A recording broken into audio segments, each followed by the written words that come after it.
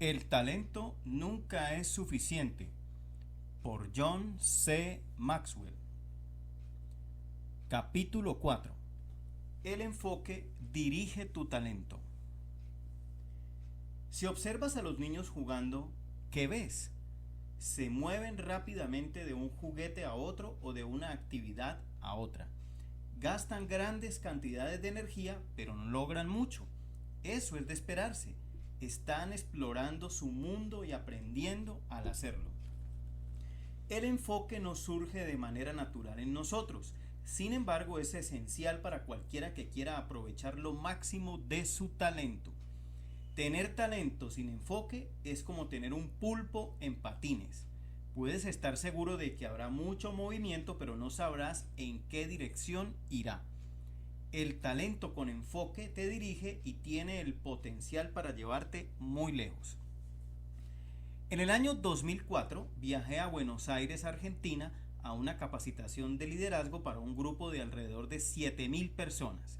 Cada vez que viajo a una parte del mundo que es nueva para mí, hago un poco de investigación para averiguar qué es lo especial de esa área. Me encanta visitar lugares especiales o involucrarme en experiencias que no están disponibles en cualquier otro lugar del mundo. Aprendí que Argentina tiene la caza más grande de palomas en el mundo. Hay un lugar aproximadamente entre 75 y 100 millas de distancia al norte de Buenos Aires donde literalmente hay millones de palomas y a cualquiera que disfruta la cacería le encantaría ir por la experiencia. Iremos de cacería. Aun cuando he cazado antes, realmente no soy un cazador. Algunas personas tienen pasión por cazar y disfrutan cualquier clase de cacería. Yo voy principalmente porque me encantan las nuevas experiencias. Así que fui a Argentina, hablé con un miembro de mi equipo, Ray Moats, y lo invité para que viniera conmigo. Planeamos volar e ir de cacería juntos. Cuando el guía nos recogió en el aeropuerto, me miró y me dijo: «Usted no es cazador, ¿cierto?». Le confesé que no lo era. Eso pensé, lo primero que debemos hacer es deshacernos de esa chaqueta roja que está usando. Hasta las palomas ven eso. Vamos a conseguirle una chaqueta de camuflaje. El guía nos preparó todo y estuvimos listos en ese valle hermoso. Grandes cantidades de palomas volaron por nuestras cabezas. En una hora, al menos 50.000 palomas volaron por encima de nosotros. Había momentos cuando el cielo se llenaba con ellas. Así que por una hora yo disparé y disparé. Era una de esas situaciones donde habían tantas que uno se decía, ¿cómo podré fallar? Y empecé a tirar para todos lados. No obstante, ¿sabes cuántas palomas maté en esa hora? Ninguna. Solo estaba rodeado de cartuchos de escopeta y no tenía ninguna paloma de trofeo. Intervención. Después de una hora de ver mi técnica y de ver cómo no obtenía nada, el guía finalmente no pudo más. A ese paso seguro que íbamos a romper un récord por la menor cantidad de palomas muertas en la cacería, así que trató de ayudarme. Su problema es que usted está tratando de matar a todas las palomas, me dijo. No intente dispararles a todas, ni siquiera se preocupe por las que se escapan. Confía en mí, continuó diciendo. Dentro de 30 o 40 segundos otra gran cantidad de palomas vendrá. No se preocupe por las palomas, ellas se aparecen todo el día. Deje de preocuparse de las que ya perdió, enfóquese en matar una. El guía me estaba diciendo todo esto a mí, pero Ray también estaba escuchando. ¿Por qué? Porque tampoco era un cazador y le iba igual de mal que a mí. Unos verdaderos cazadores. Un par de horas después, nuestro guía decidió que era momento para que fuéramos a descansar y nos llevó a comer al campamento. Allí conocimos a unas personas de Arkansas que eran verdaderos cazadores. Con solo verlos se daba uno cuenta de ello. Estaban usando ropas de camuflaje y no del tipo de camuflaje que solo se compra para un viaje. Sus ropas, al igual que sus escopetas, habían tenido ya bastante uso. Estaban hablando seriamente acerca de su experiencia de cacería. Ray y yo nos sentamos con ellos y uno le preguntó a Ray: ¿cuántas mataste hoy? 3, le respondió Rey avergonzadamente. 3, no deberías sentirte mal, dijo él. 300 no está mal, más bien es muy bueno. Nosotros matamos unas 450, pero 300 no está nada mal, especialmente si es tu primera vez acá. No, usted no entiende, le dijo Rey. Cazamos 3, no 300. 3. Contó Rey con sus dedos. 1, 2, 3. Por un momento la gente de Arkansas se nos quedó viendo. Hombre, dijo uno finalmente, ni siquiera tiene uno que apuntar para matar 3. Uno solo tiene que tirar al aire y va a tener 3. Ni siquiera intentando se puede cazar solo 3. Eso solo puede ser por accidente. Después del almuerzo nos fue un poquito mejor, pero no tanto. Es cierto que Rey y yo no somos buenos cazadores, así que ese era el problema. En un área donde no hay mucho talento, uno no puede esperar mucho éxito. Sin embargo, nuestro viaje de cacería es un gran ejemplo de una situación donde hay tantas oportunidades que uno las pierde todas. Al igual que la cacería, debimos habernos enfocado en algunas pocas palomas que pudimos haber cazado y olvidar todas las oportunidades que perdimos. Si quieres tener éxito, debes enfocarte en lo que puedes hacer, no en lo que no puedes hacer. El poder del enfoque. El enfoque tiene un tremendo poder. Sin él, con frecuencia te sentirás agotado y sin poder lograr mucho. Con él descubrirás que tus talentos y tus habilidades tienen dirección e intencionalidad, y esas cualidades producirán resultados. Los siguientes son algunos hechos que necesitas saber acerca del enfoque. 1. El enfoque no surge de manera natural en la mayoría de las personas. Vivimos una cultura con elecciones y oportunidades casi infinitas y por ello la mayoría de las personas se sienten empujadas en docenas de direcciones.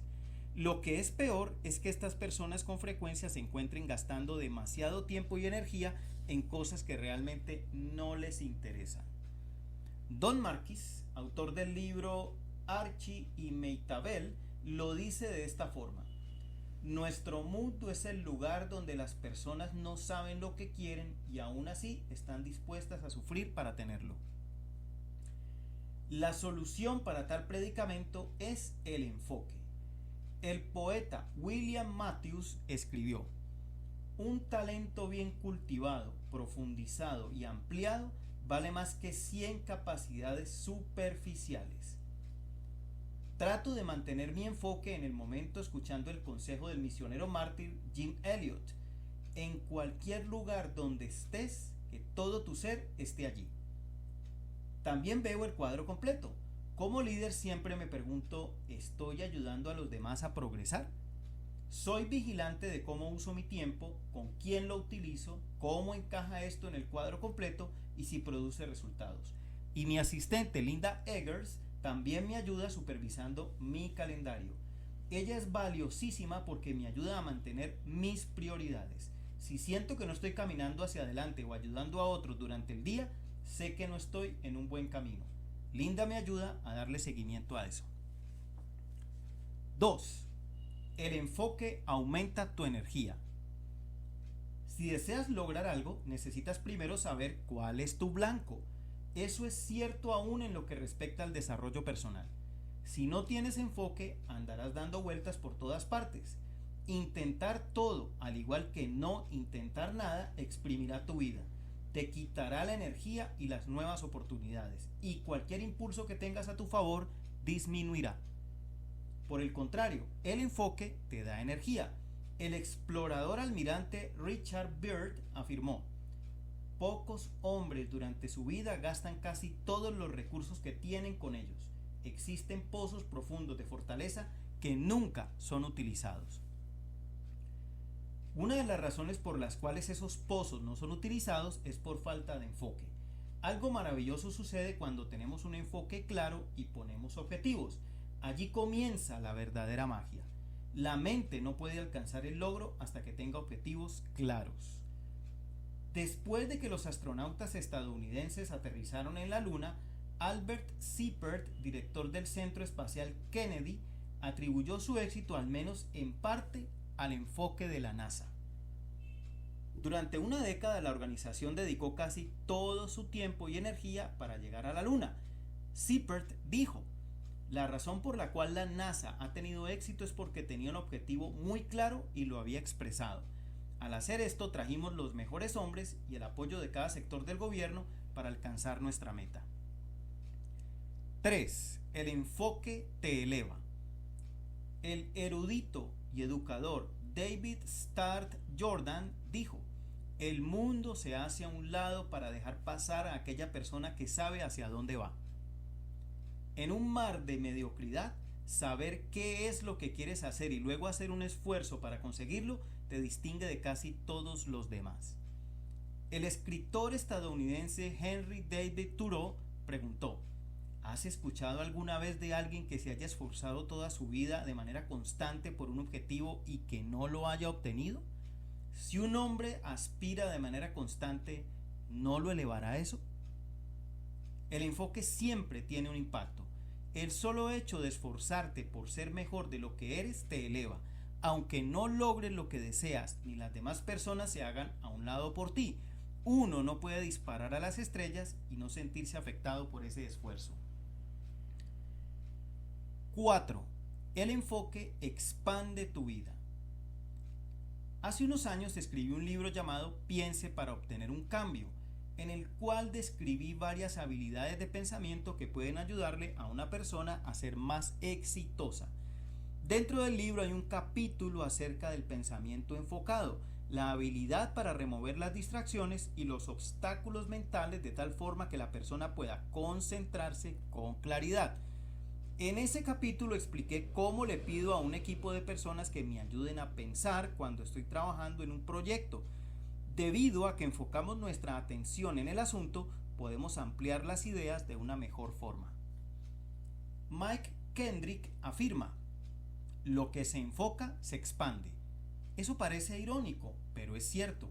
¿Has notado que cuando consideras comprar una clase de auto en particular, comienzas a verlos en todo lugar? Si uno se enfoca, la perspectiva se amplía. Por otro lado, si realmente intentas ampliar tu perspectiva, en lugar de ver más, simplemente te desgastas. Si quieres expandir tu capacidad, entonces enfócate. 5. El enfoque debe ser apoyado de manera intencional. Las personas por naturaleza no se mantienen enfocadas. Al igual que la luz de manera natural pierde su enfoque y se vuelve difusa, lo mismo le pasa a la atención de las personas. Se necesita mucho esfuerzo, pero los resultados son significativos. El jugador de béisbol y miembro del Salón de la Fama, Hank Aaron, dice: creo que lo que separa a una superestrella del jugador de béisbol promedio es que se concentra un poquito más. Aaron demostró que podía sostener su concentración. Mantuvo el récord de más cuadrangulares hechos en las ligas mayores en su carrera.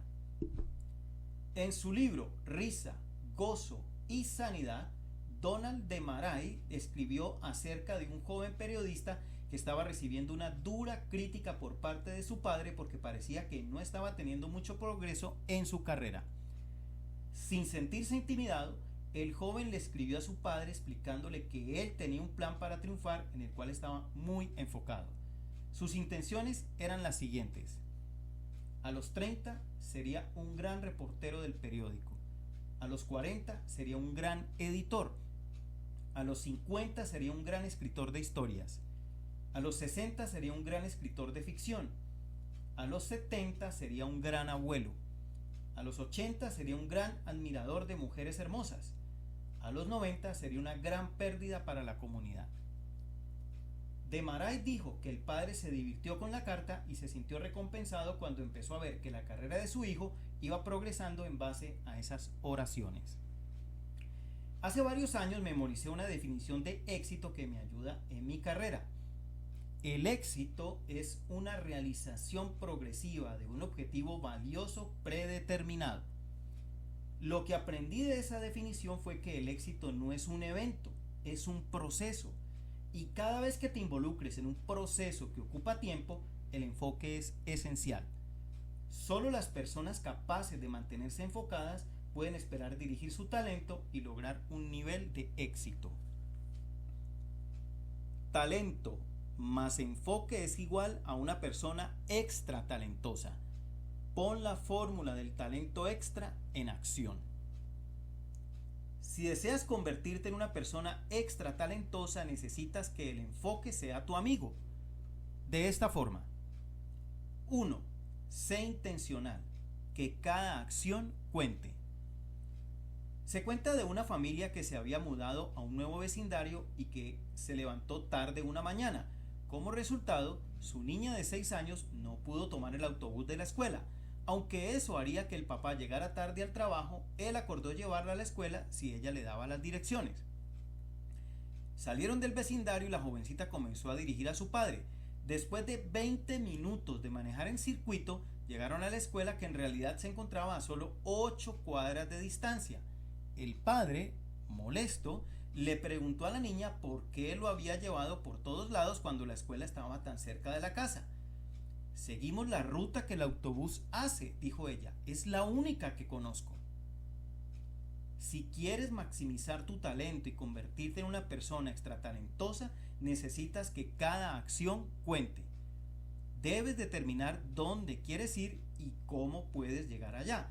No puedes ser como Alicia en el libro de Lewis Carroll, Alicia en el País de las Maravillas, quien preguntaba la dirección de esta forma durante el encuentro con el gato Cheshire. ¿Me puedes decir por dónde debo ir?, pregunta ella.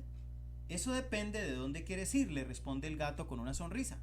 Realmente no importa dónde, responde ella. Entonces no importa por dónde vayas, le responde el gato. Las personas indecisas de lo que quieren hacer o dónde quieren ir no pueden utilizar su fuerza de voluntad ni su talento. Como resultado, simplemente vagan a la deriva. El investigador privado y autor Bill Copeland aconseja: te has deshecho de la mayoría de los obstáculos al éxito cuando conoces la diferencia entre movimiento y dirección. ¿Te has hecho la pregunta de lo que realmente quieres hacer? ¿Has determinado alcanzar la meta en contra de las probabilidades, a pesar de los obstáculos y sin importar las circunstancias? Ser una persona intencional tiene que ver con enfocarse en hacer las cosas correctamente, momento a momento, día a día, y darle seguimiento de manera constante. Tal como el presidente John F. Kennedy dijo: los esfuerzos y el valor no son suficientes sin un propósito o dirección. 2. Desafía tus excusas. En el escritorio de un oficial que trabaja en el Pentágono se lee: lo secreto de mi trabajo no me permite saber lo que estoy haciendo. Esa es una broma graciosa, pero no es graciosa cuando se convierte en realidad. Las personas que no saben lo que están haciendo pronto se frustran. Todos tenemos razones para no hacer lo que debemos hacer. No tenemos suficiente tiempo, no tenemos suficientes recursos, no tenemos suficiente ayuda.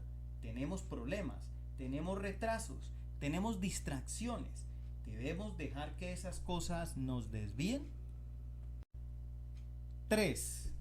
No dejes que el ayer robe tu atención. El humorista y animador Will Rogers compartió este pensamiento: no dejes que el ayer se lleve mucho del hoy.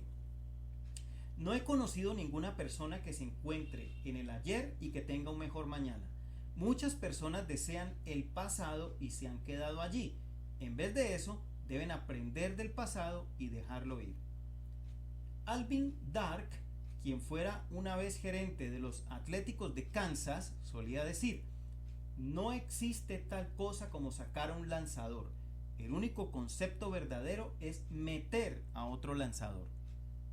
Eso es contrario a lo que escuchas en la mayoría de los programas de radio de béisbol, pero ese es el punto. Cuando dices que vas a sacar a un lanzador, probablemente te estás enfocando en los errores que él cometió, los jugadores que dejó irse, los hits que dejó pasar. Eso no te ayuda a ganar un juego.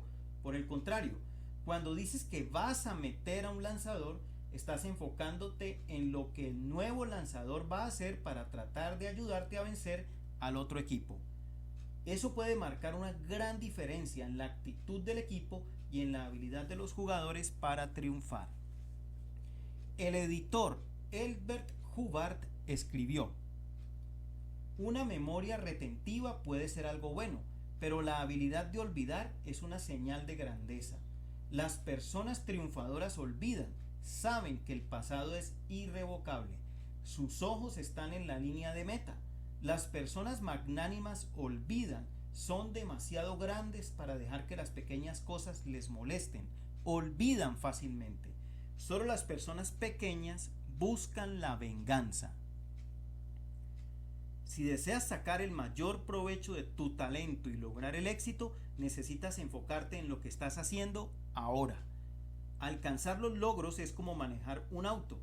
Es una buena idea ver el espejo retrovisor de manera ocasional, pero no hay que dedicarle la atención completa. Si lo haces, no podrás seguir adelante. 4. Enfócate en el presente. Al igual que debes mantenerte sin pensar en el pasado, tampoco debes enfocarte en el futuro. Si siempre estás pensando en el mañana, nunca vas a lograr nada hoy. Tu enfoque necesita mantenerse en el área donde tienes algo de control. Si te enfocas en el hoy, tendrás un mejor mañana. Intento hacer ciertas cosas cada día que me ayudan en esta área. Leo diariamente para desarrollar mi vida personal. Escucho a otras personas diariamente para ampliar mi perspectiva. Dedico tiempo a pensar diariamente y a aplicar lo que estoy aprendiendo. Trato de escribir diariamente para que pueda recordar lo que he aprendido. Trato de compartir esas lecciones a otras personas. Las lecciones de hoy se convertirán en los libros de mañana. Cada día leo en voz alta la lista de la docena diaria de mi libro Hoy Importa, que me ayuda a enfocarme y a tener la mentalidad correcta. Debes hacer algo similar. Tú no puedes cambiar el ayer, tampoco puedes contar con el mañana, pero puedes escoger lo que haces hoy. Si te enfocas en ello, obtendrás dividendos. 5. Enfócate en los resultados. Cada vez que te concentres en la dificultad del trabajo enfrente de ti, en vez de enfocarte en su resultado o su recompensa, con seguridad te desanimarás. Si te mantienes en las dificultades por mucho tiempo, comenzarás a desarrollar una lástima por ti mismo en lugar de una autodisciplina y tu atención se desviará en lugar de enfocarse. Como resultado, lograrás cada vez menos. Si te enfocas en los resultados, será más fácil mantenerte positivo y animado. Otra cosa que puede distraerte de los resultados es la interacción con personas difíciles. Te comunicarás con personas que puedan impactar tus esfuerzos mientras tratas de lograr tus sueños, algunos de manera negativa. Aquí hay 5 tipos de personas que probablemente encontrarás. Los refrescantes son los que inspiran tus sueños y te dan energía a tu talento. Los refinadores son los que afirman tus ideas y aclaran tu visión. Los reflectores son los que reflejan tu energía sin añadir o sustraer de ella. Los reductores son los que tratan de reducir tu visión y tu esfuerzo para que esté al nivel de su comodidad. Los repelentes son los que niegan tu talento, obstaculizan tu esfuerzo e impiden tu visión. Si te mantienes enfocado en los resultados, te mantendrás firme. Es menos probable que el elogio de los demás se te suba a la cabeza y el impacto negativo de las personas, como los reductores o los repelentes, será mínimo. 6. Desarrolla y sigue tus prioridades. Hay un dicho que dice que si persigues 2 conejos, ambos se escaparán. Desafortunadamente, eso es lo que muchas personas parecen hacer. No enfocan su atención y como resultado son ineficientes. Quizás la razón es que las personas de nuestra cultura tienen demasiadas cosas que escoger. Las opciones son casi ilimitadas. El experto en administración Peter Drucker reconoció este fenómeno. Dijo: la concentración es la clave del resultado económico.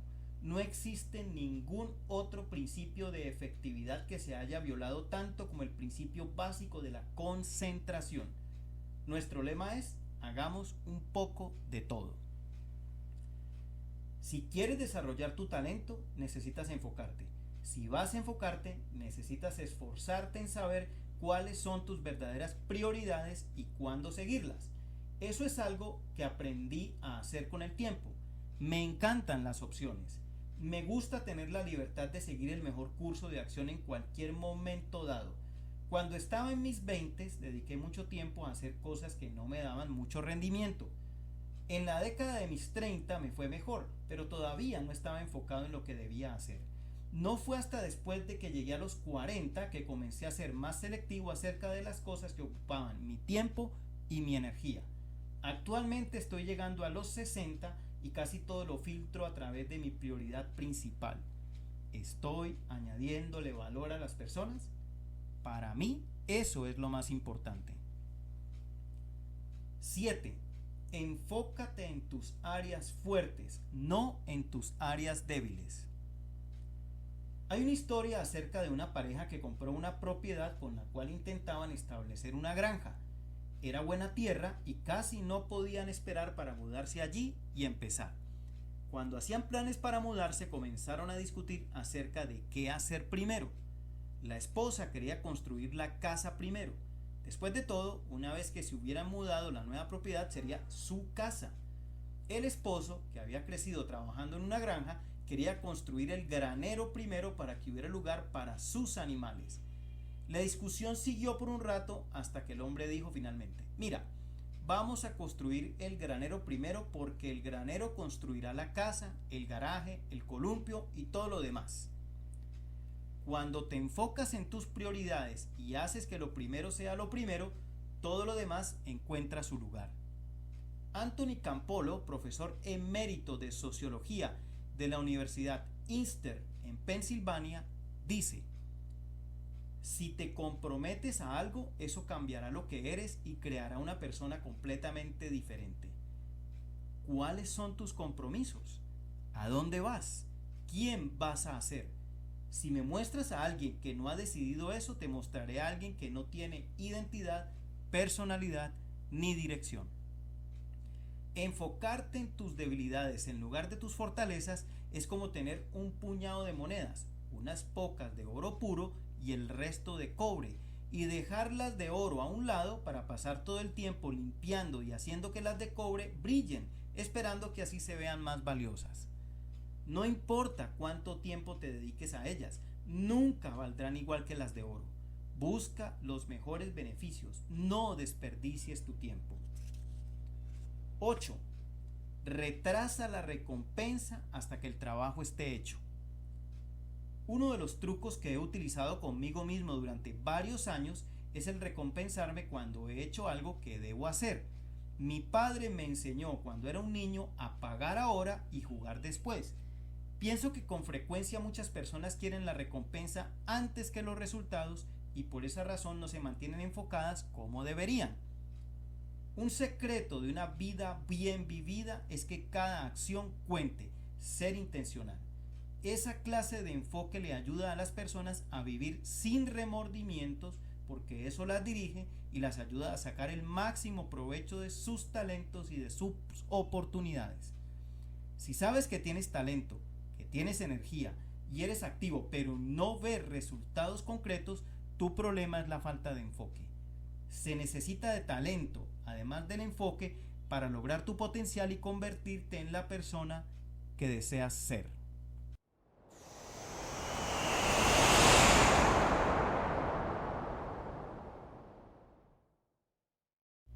Capítulo 5. La preparación posiciona tu talento. ¿Qué sucede cuando uno no se prepara? Las cosas que uno espera que no sucedan, suceden y ocurren con mayor frecuencia que las cosas que uno espera que sucedan. La razón es sencilla. Cuando uno no está preparado, no está en posición. Pregúntale a los negociadores lo que sucede en la mesa de negocios cuando no están en su posición. Pregúntale a los atletas lo que sucede cuando no están en su posición. Ellos pierden. La preparación posiciona a las personas de manera correcta y con frecuencia es el factor de separación entre el triunfo y la pérdida. Las personas extra talentosas que se preparan bien viven bajo el lema todo lo que es bueno comienza bien. Grandes desafíos. ¿Cuál fue la aventura más grande que la humanidad enfrentó en el siglo XX? Explorar los polos, conquistar la montaña más alta, enviar naves al espacio que aterrizaran en la luna. Muchas razones para cada aventura. ¿Y qué tal en el siglo XIX? Sin lugar a dudas fue la exploración del interior de África, Australia y las Américas. La mayoría de la exploración global había ocurrido entre 1492 y 1800. Aventureros osados habían explorado el globo y habían podido hacer mapas para definir todos los continentes y sus costas, pero lo que yacía dentro de los límites de sus continentes seguía siendo un misterio.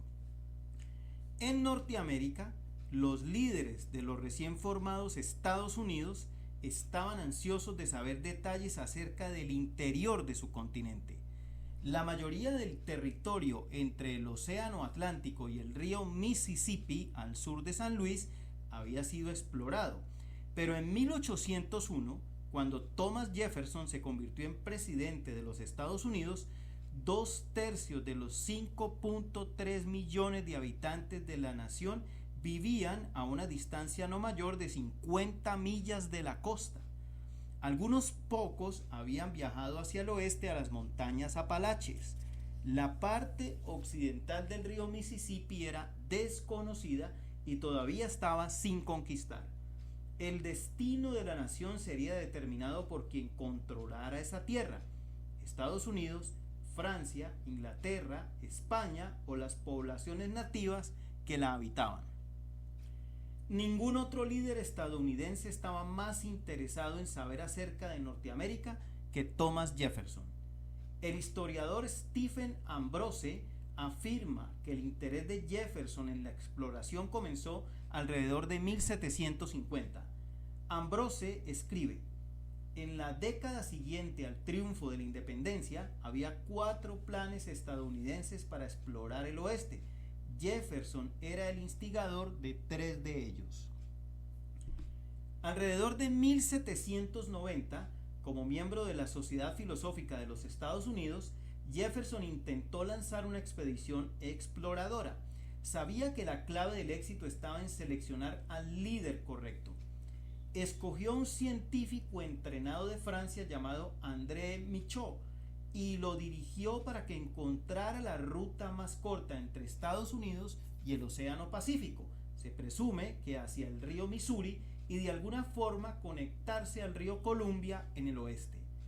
En 1793, Michaux llegó hasta Kentucky para después ser descubierto como un agente secreto del gobierno francés al que se le había dado la misión de incitar a la gente para que atacaran las posiciones hispanas en el oeste. La persona correcta para el trabajo. La mejor oportunidad de Jefferson de lanzar la expedición del oeste norteamericano no se daría hasta que se hubiese convertido en presidente de los Estados Unidos. La clave seguiría siendo el líder de la expedición.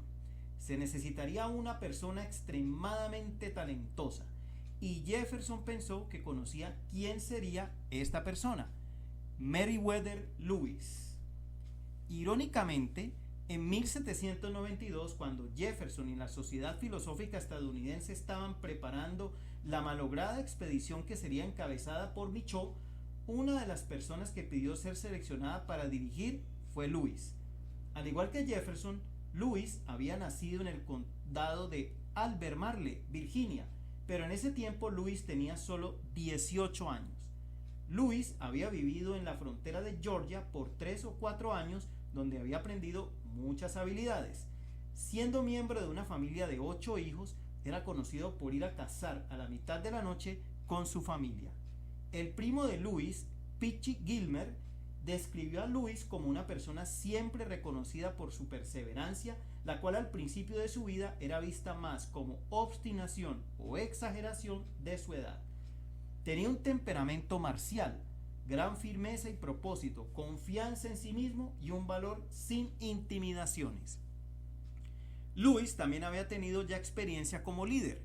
Debido a la muerte prematura de su padre, Louis tuvo que hacerse cargo de la plantación de 2000 acres cuando todavía era un adolescente. No obstante, en ese entonces no tenía los medios para dirigir una expedición. Era talentoso, pero no tenía la experiencia.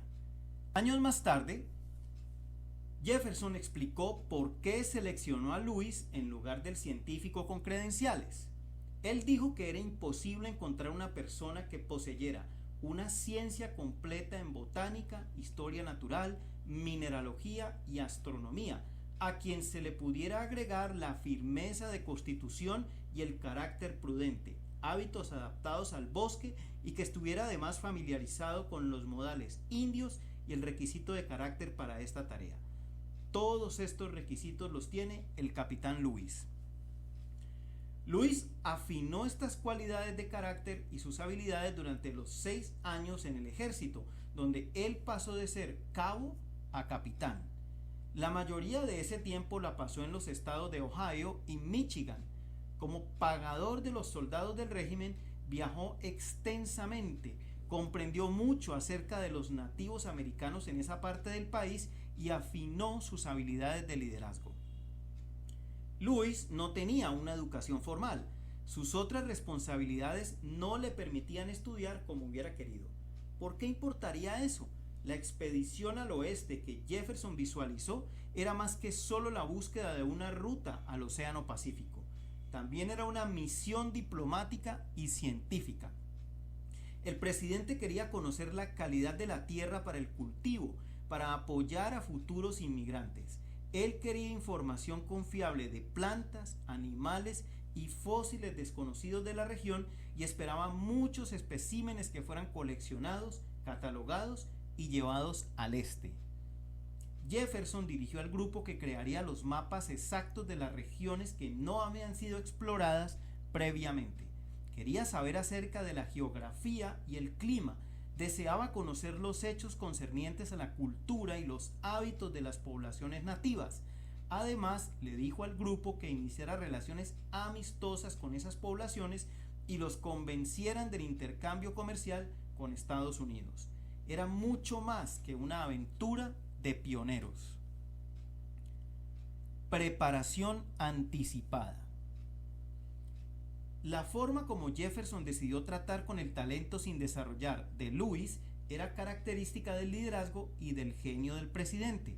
En tanto que Jefferson se preparaba para tomar su papel como presidente, lo invitó para que se convirtiera en su secretario personal, diciéndole: esto te permitirá conocer y ser conocido por personajes de influencia en los asuntos de nuestro país y te dará la ventaja de su sabiduría. El tiempo de Louis en la Casa Blanca hizo eso y mucho más. El joven fue tratado como miembro de la familia Jefferson y de hecho era el único residente de la Casa Blanca junto con Jefferson, una viuda y 7 sirvientes. La primera tarea de Louis fue ayudarle a Jefferson a reducir el tamaño del ejército de la nación. Frecuentemente reunía información para el presidente y también copiaba los documentos. Con frecuencia llevaba mensajes al Congreso. Funcionó también como asistente del presidente. Pasaron mucho tiempo trabajando juntos. Louis leyó la biblioteca de Jefferson. El joven capitán siempre cenaba con él cuando traía grandes pensadores, científicos y líderes de su tiempo. El biógrafo de Louis, Richard Dillon, dice que su experiencia en la Casa Blanca sirvió como una escuela ideal para Louis. Sin embargo, Jefferson no había acabado de preparar a Louis. En el verano de 1802 consiguió una copia de Viajes desde Montreal sobre el río San Lorenzo a través del continente de Norteamérica hasta el congelado Océano Pacífico, un recuento de la exploración del escocés Alexander Mackenzie por Canadá. Esto aumentó el deseo de Jefferson de iniciar la expedición estadounidense y lo estimuló en la preparación de Louis. Jefferson le ayudó a estudiar geografía, botánica, observación astronómica con un sextante y más. Ambrose dice: en el tiempo en que el libro de Mackenzie llegó a Monticello en agosto de 1802 y diciembre de 1802, Jefferson le dio a Lewis una introducción a las artes liberales, la geografía de Norteamérica, la botánica, la mineralogía, la astronomía y la etnología. La preparación para la expedición había empezado formalmente. Volverse más intencional. Dos clases de preparación sucedieron en los meses anteriores a la salida de Lewis. La primera tenía que ver con la recolección y la preparación de equipo y suministros para el viaje. La segunda era la preparación de Lewis mismo. Es difícil para nosotros en la época de la internet, de los servicios de entrega mundial y de las tiendas de la esquina, imaginar lo complejo de la logística y de la preparación física de ese tiempo. El día de hoy, si te vas de vacaciones y descubres que se te olvidó empacar un libro, simplemente compras otro. Si te enfermas, visitas la farmacia. Si tus ropas se arruinan, compras ropa nueva. Si se te olvidan tus anteojos, pides que te los envíen por correo express. Puede que te cueste más de lo que quieres gastar, pero puedes cargarlo a tu tarjeta. Estos problemas son fáciles de resolver. En la época anterior a la transportación motorizada o a las comunicaciones rápidas, los errores de preparación podrían ser devastadores. Además, la preparación y la logística de Lewis era algo masivo. Tenía que asegurar grandes toneladas de suministros de una variedad asombrosa de fabricantes y abastecedores: rifles, municiones, equipo científico delicado, papel, tinta, suplementos médicos, alimentos y regalos para los indios americanos que se encontrarían. Él debía tener una barcaza con quilla para viajar por los ríos Mississippi y Missouri que él mismo había diseñado. Tenía que seleccionar los miembros de la expedición. Aunque esas tareas serían intimidantes, no eran nada en comparación con la importancia de la preparación de la persona. Si Lewis no estaba listo para la tarea, entonces la expedición completa, sin importar lo bien planeada y equipada que estuviera, sería un fracaso. Lewis pasó muchos meses con algunos de los expertos más importantes de los Estados Unidos para aprender sus habilidades científicas y para prepararse para su misión. Aquí hay una lista de las personas que le ayudaron. Albert Gallatin, coleccionista de mapas, conocimiento de la geografía del occidente del norte de América. Andrew Ellicott, astrónomo y matemático, habilidad en la observación astronómica usando un sextante, un cronómetro y otros instrumentos. Robert Patterson, asistencia adicional con la observación astronómica y con la compra del cronómetro para la jornada. Dr. Benjamin Rush, médico, asuntos médicos, selección en la compra de medicinas y la creación de preguntas que deben ser hechas a las poblaciones nativas. Dr. Benjamin Smith Barton, profesor de botánica, habilidad en preservar especímenes y etiquetarlos correctamente y conocimiento en terminología botánica. Los expertos posteriores juzgan el conocimiento de Lewis como algo muy notable para un aficionado. Dr. Caspar Wistar, profesor de anatomía y experto en fósiles, descubrimiento de fósiles y recolección. Toda la preparación valió la pena. Ambrose describe el resultado.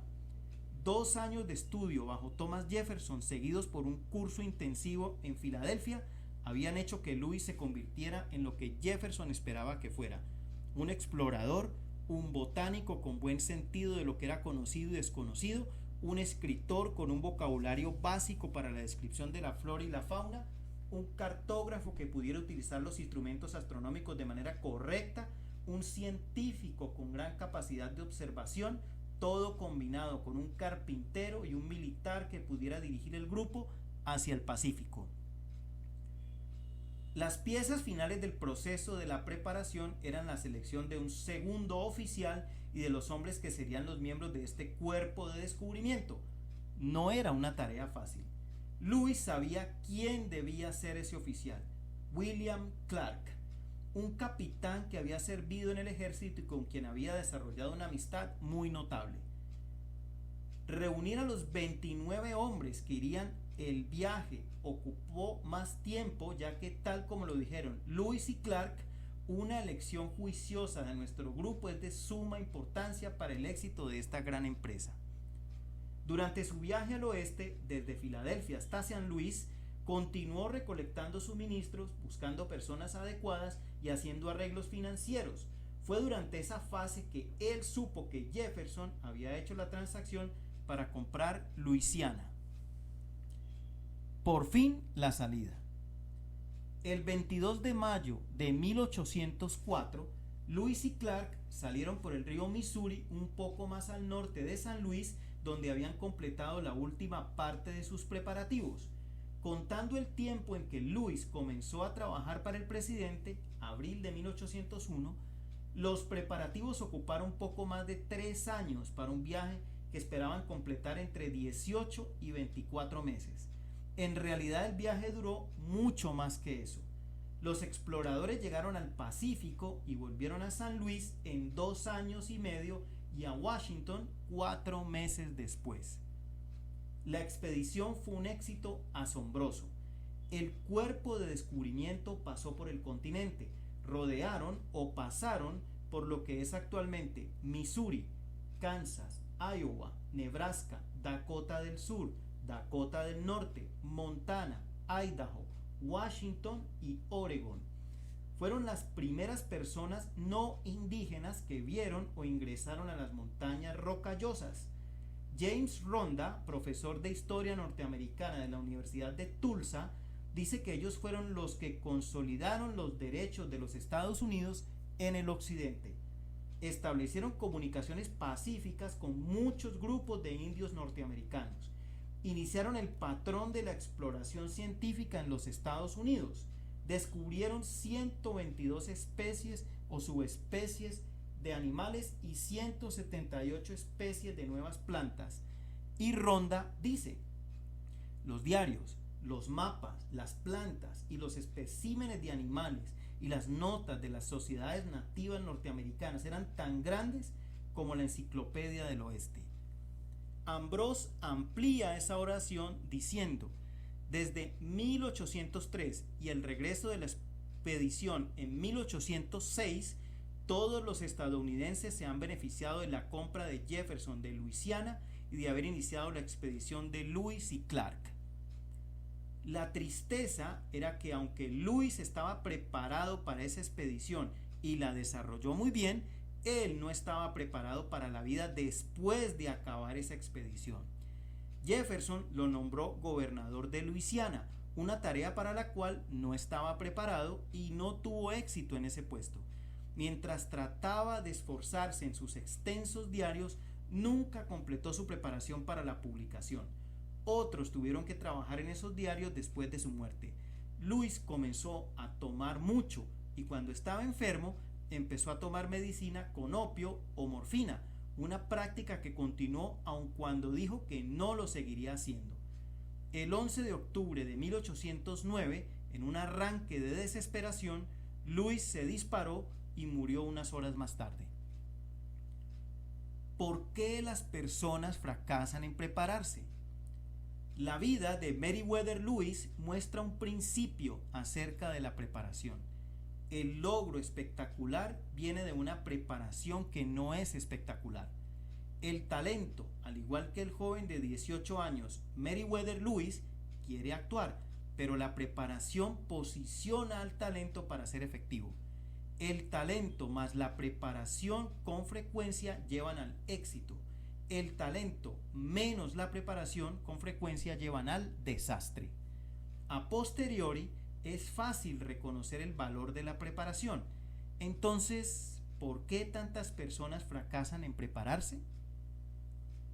Las personas fracasan en ver el valor de la preparación antes de la acción. Los autores Don Beveridge Jr. y Jeffrey Davidson creen que la falta de preparación es la razón más importante por la cual los negocios fracasan en la actualidad. Personas mal preparadas, con poca educación y mal capacitadas fracasan porque no tienen las habilidades o la experiencia para desempeñarse. Ellos dicen: un financiamiento inadecuado, la razón número 1 por la cual los negocios fracasan, también puede ser la causa de una falta de preparación. En la introducción de este libro escribí acerca de cómo el talento al principio de la vida o de una carrera hace que una persona sobresalga, pero solo por corto tiempo. ¿Por qué? El talento puede ser algo concedido, pero el éxito debe ser ganado. Proverbios 18, versículo 16 declara: con regalos se abren todas las puertas. En otras palabras, el talento te dará una oportunidad, pero debes recordar que las puertas que se abren son solamente temporales. La preparación es la clave más importante para lograr cualquier meta. Por sí sola puede posicionar tu talento para lograr todo su potencial. Las personas que están en posiciones militares conocen esto. El general Douglas MacArthur dijo: la preparación es la clave para el éxito y la victoria. Las acciones de Meriwether Lewis demostraron que él tenía una actitud similar. A pesar de los peligros y sus privaciones, el clima brutal y la hostilidad de los indios nativos, Lewis solo perdió a un miembro de su grupo, el sargento Charles Floyd, probablemente debido a la peritonitis causada por la ruptura del apéndice. Ninguna preparación por parte de Lewis pudo haberlo salvado de ello. De hecho, en 1804, Floyd también hubiera muerto bajo cuidado de un médico entrenado. Fracasan en apreciar el valor de la disciplina. Se dice que la disciplina es hacer lo que realmente no quieres hacer para poder hacer lo que realmente quieres hacer. La debilidad más evidente de Meriwether Lewis era su tendencia a ser impulsivo y vengarse. De hecho, una de las preocupaciones más serias de Jefferson era que Lewis aislara a los indios y empezara una guerra o hiciera que ellos mataran al grupo completo. Lewis tuvo varios encuentros cercanos con la muerte, incluyendo un enfrentamiento con los indios Sioux. Los exploradores estuvieron a un paso de ser aniquilados y de convertirse en un pie de página en la historia estadounidense. ¿Qué fue lo que les ayudó? Ambrose dice que la impetuosidad de Lewis era compensada por su tremenda autodisciplina. Con las armas cargadas y con docenas de flechas apuntando en su dirección, Lewis se mantuvo alerta durante la situación. Después, uno de los jefes Sioux logró convencer a los indios a que no pelearan y así calmar el conflicto. Lewis comprendió el valor de la disciplina. Una cosa frustrante acerca de la preparación es que por lo general se necesita más tiempo para ella que para el evento en sí. Los músicos practican por muchas horas preparándose para actuar en una pieza de 3 minutos. Los actores de teatro practican durante semanas para una actuación de 2 horas. Lo sé porque cuando creo una lección de liderazgo que me va a tomar menos de 1 hora presentarla, usualmente me toma de 8 a 10 horas escribirla. La disciplina se necesita para seguirse preparando por horas para algo que no durará mucho tiempo. Alexander Hamilton, uno de los fundadores de los Estados Unidos y el primer secretario del Tesoro, dijo: las personas me dicen que soy un genio, pero toda la genialidad que tengo yace en esto. Cuando tengo un tema a la mano, lo estudio profundamente. Hamilton era un hombre disciplinado y altamente productivo. Comprendía que sin importar tus circunstancias, tus recursos o tu talento natural, ciertas cosas siempre iban a estar dentro de tu control. Tu habilidad para esforzarte más y ser más listo que los demás. Es importante recordar esto mientras te preparas para los desafíos que se presentan delante de ti. Principios de la preparación. El fabricante de autos Henry Ford dijo: antes de cualquier otra cosa, prepararse es el secreto del éxito. Ford comprendía el poder de la preparación y todas las cosas que puede hacer por ti. 1. La preparación te permite explotar tu talento. Mientras trabajaba en este libro, tenía en mi agenda un viaje a Latinoamérica para enseñar acerca del liderazgo y reunirme con líderes nacionales de Guatemala, El Salvador, Honduras, Panamá, Venezuela, Bolivia y Perú. Iba a estar fuera de mi oficina por más de 10 días, así que antes de irme pasé el día entero asegurándome que tenía todos los materiales que necesitaría para seguir trabajando en este libro. revisé los bosquejos del capítulo, pasé un tiempo de meditación en el tema de los primeros 2 capítulos y extraje citas y otros materiales de mis archivos que llevaría conmigo. Y por supuesto, empaqué varios bloques de hojas. También escribí la introducción del libro. Un grupo de líderes y pensadores grandiosos me acompañarían en el viaje y quería sus comentarios sobre la dirección que este libro debería tomar. Saqué copias de la introducción para pasárselas a mis compañeros de viaje y les pedí que me dieran su retroalimentación e ideas. Soy un firme creyente del trabajo en equipo en lo que respecta al talento. Escribiré más de ello en el capítulo 13. Y ya que íbamos a pasar muchas horas volando, durante ese tiempo extraje materiales que había empacado y seguí escribiendo. Cuando el viaje concluyó y volvíamos a casa, uno de mis compañeros de viaje, David McClendon, me dijo: he aprendido una lección valiosa en este viaje. Viniste preparado para sacar el máximo provecho del tiempo porque sabías lo que querías lograr. Mientras que el resto de nosotros leía y hablaba, tú hiciste mucho trabajo. Hiciste los bosquejos de 2 capítulos. Nos involucraste a todos en el proceso de este libro. Lo que él observó fue posible porque yo me había preparado. ¿Sabes, David?, le dije, me he dado cuenta que cada minuto que dedico a la preparación me ahorra 10 minutos de ejecución, y ese había sido el caso allí también. Ya que había ocupado un día preparándome, pude trabajar 10 días en este viaje. No es difícil, lo único que se necesita es planeación. Las preguntas que me hago antes de un viaje son muy sencillas. ¿Qué trabajo tengo que hacer? ¿Cómo se puede hacer? ¿Cuándo debe hacerse? ¿Dónde debe hacerse? ¿Qué tan rápido se puede hacer? ¿Qué necesito para terminar ese trabajo? Responder a esas preguntas me prepara mi futuro, y cuando estoy preparado, mi talento está posicionado para un rendimiento máximo. 2. La preparación es un proceso, no un evento. Vivimos en una sociedad de reparaciones instantáneas. Pensamos en términos de eventos y de soluciones instantáneas, pero la preparación no funciona de esa forma. ¿Por qué? Porque se trata de ti. Todo lo que tenga que ver con las personas se encuentra orientado por un proceso. La ley del proceso en las 21 leyes irrefutables del liderazgo dice: el liderazgo se desarrolla diariamente, no en un día. Lo mismo se puede decir de aprovechar al máximo el talento. El legendario entrenador de básquetbol de la Universidad de California en Los Ángeles, UCLA, John Wooden, dice que la mejor manera de mejorar tu equipo es mejorándote a ti mismo.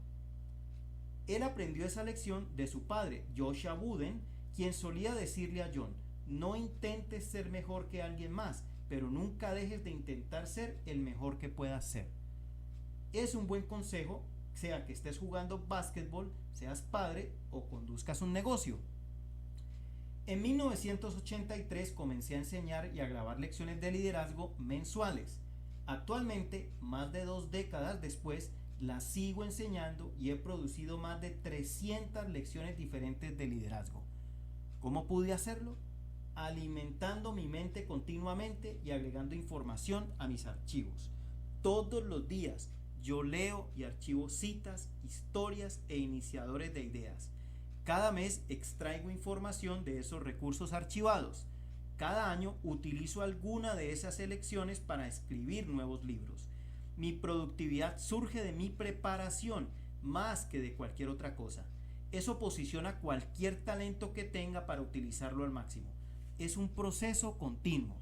Y si esa preparación y aprendizaje diario alguna vez se detuviera, lo mismo pasaría con mi productividad. 3. La preparación precede a la oportunidad. Hay un viejo dicho que dice: uno puede decir que ha sido sorprendido solo una vez. Después de eso, lo único que le queda es decir que no se ha preparado. Si quieres aprovechar las oportunidades para usar tu talento, debes estar preparado cuando las oportunidades lleguen. Una vez que la oportunidad se te presente, es muy tarde para prepararse. Si estudias las vidas de hombres y mujeres dinámicas, encontrarás que prepararse para la oportunidad es un común denominador. El presidente Abraham Lincoln dijo: me prepararé y algún día mi oportunidad vendrá. El primer ministro de Inglaterra, Benjamin Disraeli, recalcó: el secreto del éxito en la vida es que un hombre esté preparado para cuando su tiempo llegue. El presidente John F. Kennedy observó: el momento para reparar el techo es cuando el sol está brillando. Todos ellos tenían talento, estaban preparados y luego aprovecharon las oportunidades que les llegaron. Muchas personas creen que su barrera más grande para la oportunidad es tener una, pero la realidad es que su barrera más grande es estar preparado cuando llegue una. 4. La preparación del mañana comienza con el correcto uso del hoy.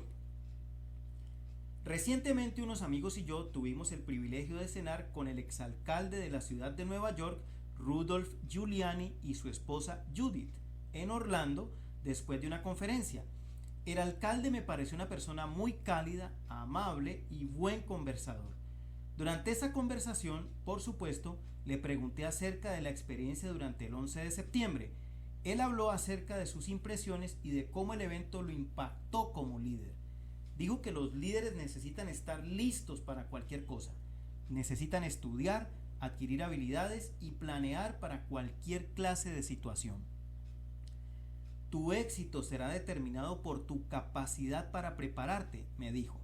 Siguió explicándome que cuando una situación como el 11 de septiembre ocurre, para la cual no hay ningún plan establecido, los líderes deben actuar y confiar en la preparación que han tenido antes. En ese caso, las maniobras de emergencia que siguieron después, y eso ayudó mucho durante la crisis. La preparación no comienza con lo que haces, comienza con lo que crees. Si tú crees que el éxito de mañana depende de lo que hagas hoy, entonces tratarás el hoy de manera diferente. Lo que recibas mañana depende de lo que creas hoy. Si te estás preparando hoy, probablemente no tendrás que hacer ninguna reparación mañana. 5. La preparación requiere una buena perspectiva continua. Cuando era niño me encantaba el básquetbol. Desde que tenía 10 años hasta que me gradué del bachillerato, todo el tiempo estaba lanzando pelotas al aro. Una cosa que todavía disfruto es ver cómo un jugador puede rápidamente cambiar el paso y el impulso del juego. Eso no aplica únicamente a las estrellas, sino también a los jugadores que salen de la banca. Es por eso que el sexto hombre, el jugador que generalmente es el primer sustituto del juego, es importante. El exentrenador de los Celtics de Boston, Tom Hason, dijo: el sexto hombre tiene que ser un jugador tan estable que instantáneamente pueda tomar el paso o revertirlo. Tiene que entrar y tener un impacto inmediato. El sexto hombre debe tener una habilidad única para estar en un partido aunque esté sentado en la banca. ¿Qué hace que el sexto hombre sea capaz de eso? La perspectiva. Tiene que tener la mentalidad del entrenador mientras mira el juego desde la banca y la habilidad del jugador una vez que entra en el juego. Si lo hace, entonces está preparado para impactar el juego. Howard Conley, el ejecutivo cuyo nombre escogiera el Instituto Nacional de Parámetros Estadounidenses para su premio al servicio de la economía nacional, declaró: el ejecutivo del futuro será medido por su habilidad para anticipar los problemas más que para enfrentarlos cuando aparezcan. La perspectiva no solamente ayuda a las personas a prepararse, sino también las motiva a hacerlo. Me encanta la cita de Abraham Lincoln: si tuviera 8 horas para cortar un árbol, utilizaría 6 de ellas para afilar mi hacha. Lincoln sabía del valor de un hacha afilada. La perspectiva siempre lo impulsó a prepararse, sea que estuviera cortando un árbol, estudiando leyes por sí mismo para pasar el examen o dirigiendo el país. 6. Una buena preparación lleva a la acción. ¿Qué valor tiene la preparación si nunca lleva a la acción? Muy poco. Tal como William Danforth, ex canciller de la Universidad de Washington en San Luis, dijo: ningún plan vale el costo del papel en donde está impreso a menos que te motive a empezar. Las personas que disfrutan de la preparación a veces terminan confundidas al grado que fracasan al momento de actuar. Kathleen Eisenhardt, profesora de Ciencias de la Administración e Ingeniería de la Universidad de Stanford, estudió el proceso de toma de decisiones de 12 compañías en Silicon Valley. Descubrió que aquellos que se tomaron un periodo de 2 a 4 meses para pensar acerca de decisiones importantes fueron mucho más efectivos que sus contrapartes más lentas, que querían obtener todos los datos de la situación para crear consenso. El grupo más lento usó 18 meses para planear y decidir, y para el momento en que acordaron una resolución, la decisión que tomaron era irrelevante. La preparación no significa tener un dominio de los hechos, ni saber todas las respuestas. No significa necesariamente lograr un consenso. La ex primer ministro británica Margaret Thatcher recalcó que el consenso es la negación del liderazgo. Significa ponerse a sí mismo en una mejor posición para triunfar. Talento más preparación es igual a una persona extra talentosa. Pon la fórmula del talento extra en acción.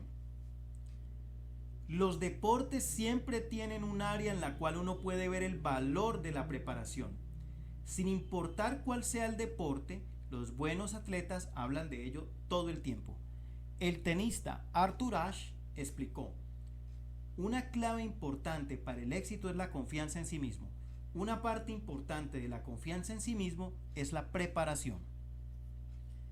El mariscal de campo Joe Namath lo dijo de manera sencilla: lo que hago es prepararme hasta que sé que puedo hacer lo que tengo que hacer.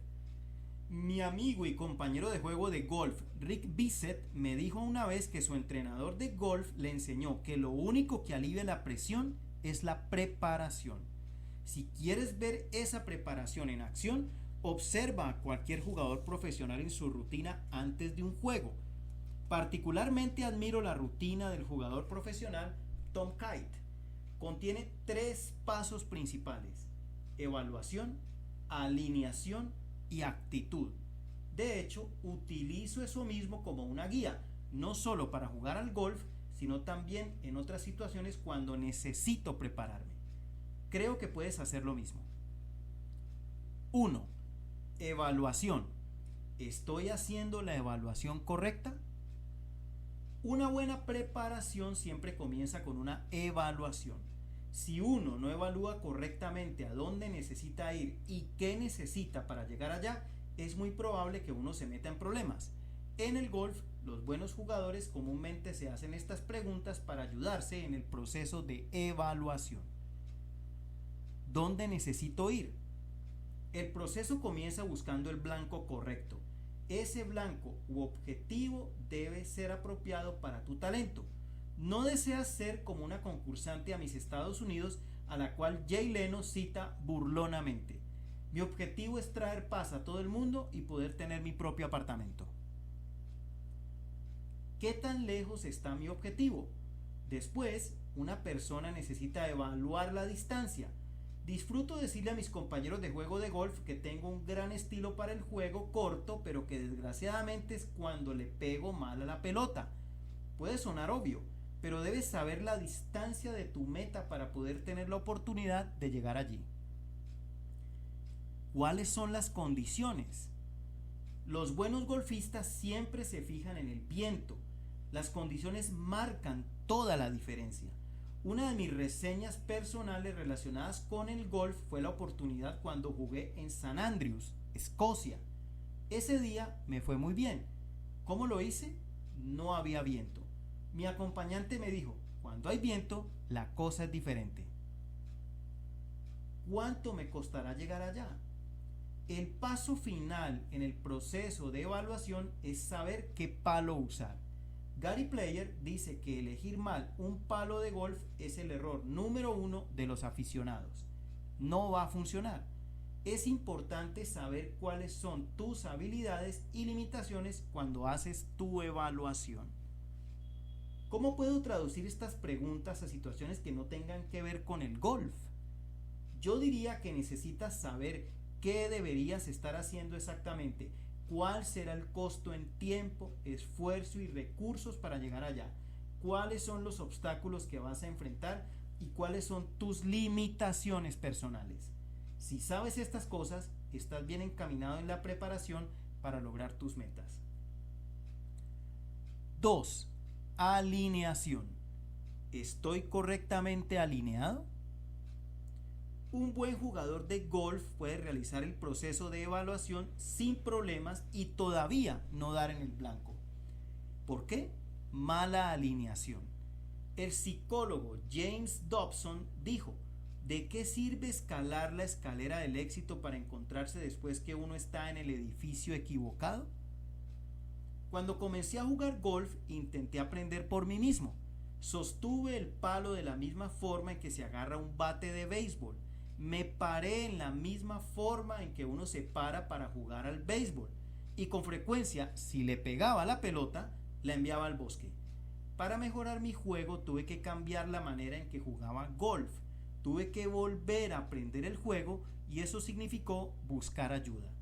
Si quieres llevar tu juego al siguiente nivel personal, profesional, relacional o recreativo, necesitas encontrar a alguien que es mejor que tú para que te ayude con el proceso de la preparación. Tienes que ser abierto y honesto con esa persona y así podrás ser capaz de evaluar tu alineación, comillas, y ayudarte a aprender el juego. 3. Actitud. ¿Estoy visualizando de manera correcta? El paso final después de la evaluación y la alineación es la actitud. En el golf, una vez que seleccionas tu blanco y te alineas, lo siguiente es un juego mental. No estás entrenando tu cuerpo, estás entrenando tu mente. Eso es cierto en cualquier cosa que hagas. Tienes que creer en ti mismo y en lo que estás haciendo. Tienes que poder verte a ti mismo haciéndolo con los ojos de la mente. Si no puedes imaginarlo, probablemente no podrás lograrlo.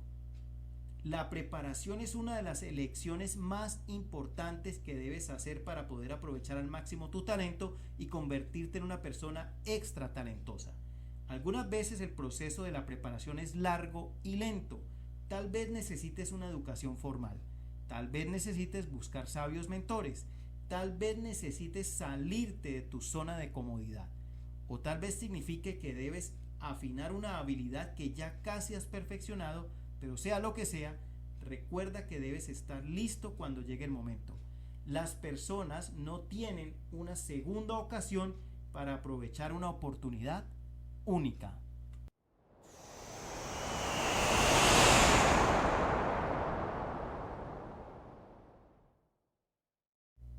Capítulo 6. La práctica afina tu talento. Es un hecho. Juegas al nivel en que practiques. Una buena práctica constante te lleva a elevar y mantener tu nivel porque afina tu talento. Las personas exitosas comprenden esto, valoran la práctica y desarrollan la disciplina para hacerlo.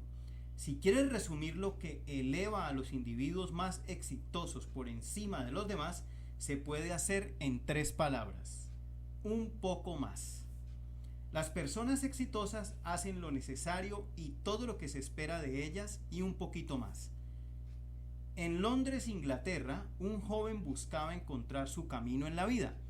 Con solo 15 años de edad, en 1827, un joven Charles poseía inteligencia, ambición y él deseaba tener el talento suficiente para hacer que sus sueños de triunfar fueran una realidad. Buscando el éxito. El muchacho creció en una familia de clase media que tenía problemas económicos. Sus padres gastaban un poco más de lo que ganaban. Tenían muchas bocas que alimentar, ya que eran 8 hijos. Como resultado, continuamente estaban pidiendo dinero prestado, evadiendo a los cobradores y mudándose de un lugar a otro. En 1824, su padre fue enviado a prisión y Charles, de tan solo 12 años, tuvo que ponerse a trabajar en una fábrica pegando las etiquetas en botellas. Él odiaba eso. Charles había ido a la escuela varios años antes de ir a la fábrica y cuando la situación financiera de la familia mejoró, volvió a la escuela. Él era un buen estudiante, pero a sus 15 años y con la familia teniendo muchos problemas, se dio cuenta que los días escolares habían terminado. Volvió a trabajar, esta vez como actuario. Al principio estaba contento de hacer algo diferente a su previo trabajo. En la fábrica, él se encontraba en medio de analfabetos haciendo un trabajo tedioso y sucio. No pasó mucho tiempo antes de que el trabajo en la oficina de leyes se volviera tedioso también.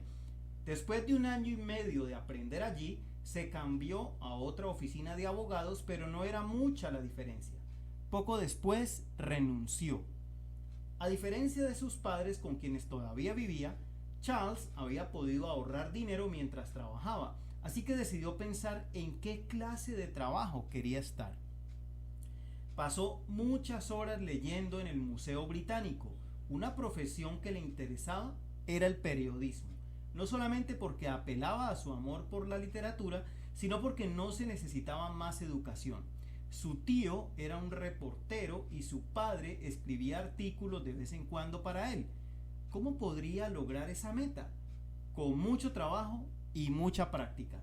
Con el beneficio de los libros del museo y un poco de ayuda por parte de su tío John Henry Barrow, Charles empezó a aprender por sí mismo el sistema Gurney de taquigrafía. Debido a su inteligencia, no pasó mucho tiempo aprendiéndolo. Una vez que él dominó el misterio de la estenografía salvaje, se convirtió en estenógrafo independiente para la corte a los 18 años. De la oscuridad a la excelencia. Su elección sorprendió a la familia. Creían que no tendría éxito. Nadie se lo imaginaba, dijo su padre, y cuando supimos que se había hecho reportero, mi cuñado Barrow y otras personas anticiparon el fracaso.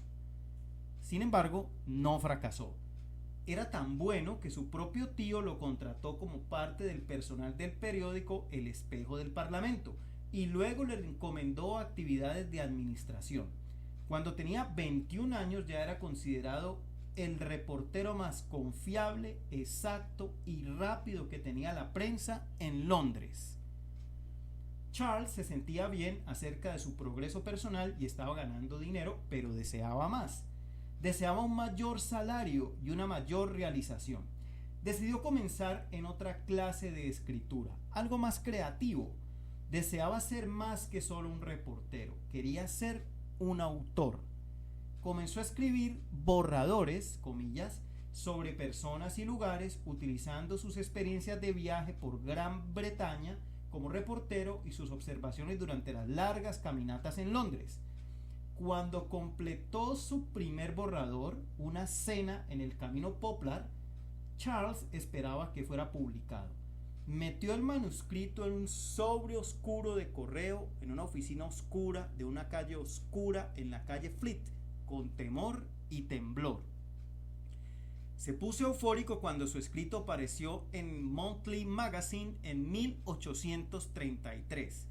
No recibió ningún pago, ni su nombre fue incluido en la publicación, pero eso no le importó. Él estaba desarrollando su talento al practicar ese arte. A su manera, él se estaba convirtiendo en un autor profesional. Practicar su arte. Escribió más borradores en su tiempo libre. Con la creación de cada nuevo escrito, su talento se iba afinando.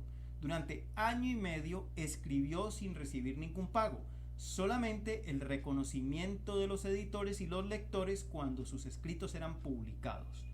Su trabajo estaba recibiendo tanta atención que su periódico, Evening Chronicle, le pidió que creara escritos para la revista con regularidad.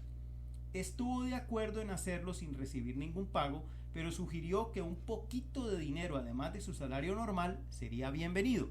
Su jefe le subió el salario de 5 a 7 guineas por semana.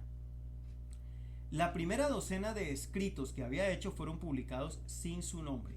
Más adelante utilizó el sobrenombre Boss. Durante los siguientes 3 años publicó 60 escritos en varias revistas. Para su sorpresa y deleite, un joven editor se acercó a él en 1836 porque quería coleccionar sus escritos en un volumen junto con 10 dibujos de un ilustrador muy reconocido. Iba a ser llamado Escritos de Boz. Fue un éxito tan grande que tuvo que volverse a imprimir 4 veces durante su primer año. Además, le dio el suficiente respeto y reconocimiento para que fuera contratado para escribir una colección de historias que se entregarían de manera mensual junto con ilustraciones. Todos sus años de practicar su arte mediante sus escritos finalmente iban a recompensarlo. Sabía cómo titular su nuevo trabajo, The Pickwick Papers, y decidió usar su verdadero nombre, Charles Dickens. De la excelencia a la fama. Cuando oímos su nombre hoy, la mayoría de las personas piensan en novelas anticuadas y largas que se deben leer en las clases de literatura inglesa. Pero en ese tiempo, los trabajos de Charles Dickens eran tan populares como los mejores programas de televisión en la actualidad. No había un autor más popular en el mundo que Dickens.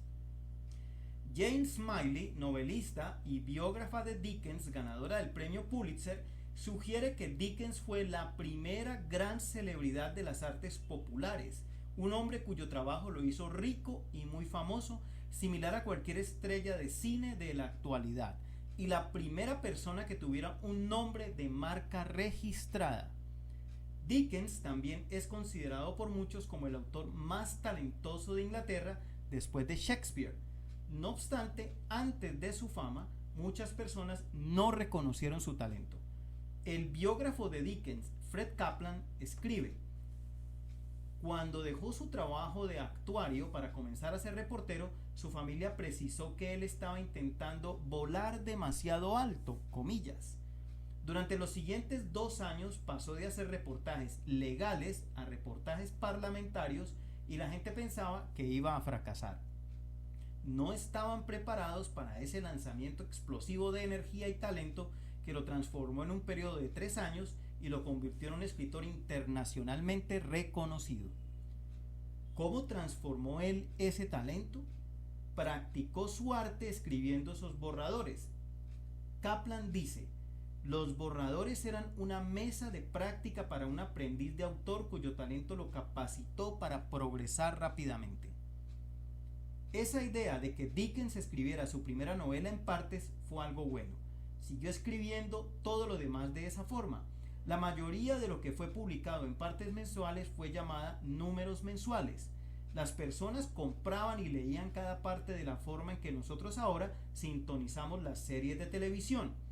Las personas que no podían tener toda la serie podían comprar una versión completa una vez que la serie había terminado, de la misma forma como compramos la temporada completa de un programa de televisión en DVD.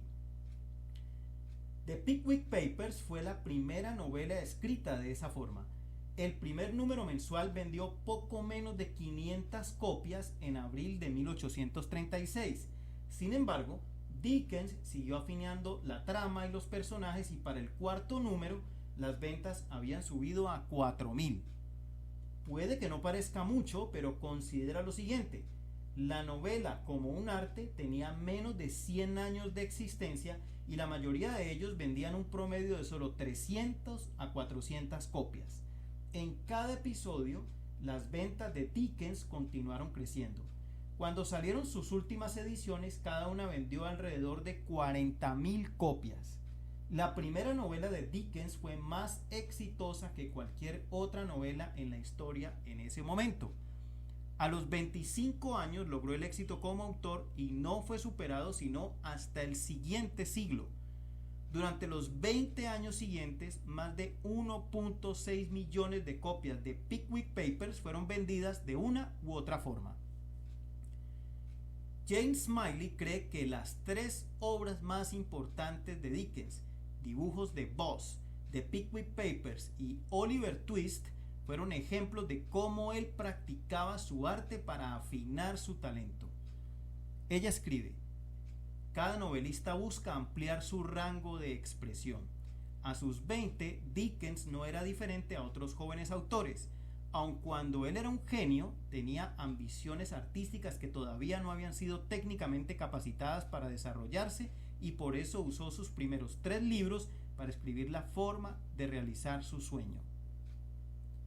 Durante su carrera de 35 años, Dickens escribió más de una docena de novelas, algunas de las cuales se consideran obras de arte, varios libros de viajes y numerosas historias de Navidad. Y todos esos años también editó varias revistas mensuales y viajó ampliamente haciendo lecturas de sus obras. Probablemente era el autor más popular en la historia de Gran Bretaña, pero aunque era muy talentoso, no inició en la cima. Hasta los genios necesitan la práctica para afinar su talento y lograr su potencial. El poder de la práctica. Hay un mito acerca de las personas talentosas y es aquel que dice que así nacieron. La verdad es que ninguna persona logra su potencial a menos que esté dispuesta a practicar hasta alcanzarlo. Recientemente viajaba con Tom Mullins, un exentrenador de fútbol americano que escribió El juego del liderazgo, el cual contiene principios para el éxito en el liderazgo, los cuales obtuvo al entrevistar a 8 entrenadores de equipos universitarios que han ganado campeonatos nacionales. Cuando le comenté acerca de la idea de la práctica, casi salta de su asiento. Cuando Tom habla de algo relacionado con el liderazgo, es como si estuviera en el vestidor durante el medio tiempo y le estuviera hablando a su equipo que está perdiendo. Él se emociona de verdad.